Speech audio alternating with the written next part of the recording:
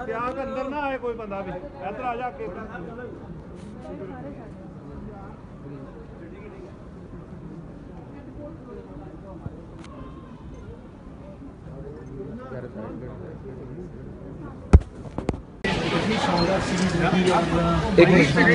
एक मिनट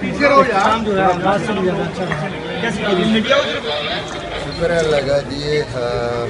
खुशी की बात यह है कि टीम ने बड़ा ज़बरदस्त परफॉर्म किया और पहली दफ़ा वेस्ट इंडीज़ में सीरीज़ जीती है, तो जितनी भी मेरा ख्याल में तारीफ करें भी कम है और खुशी है।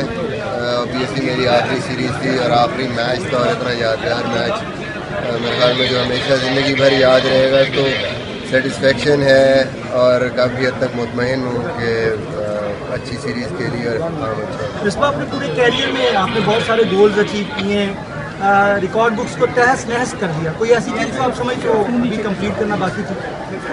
पहले मैं कितनी दफ़ा कह चुका हूँ कि जब भी इंसान पीछे देखता है और यही सोचता है कि मैं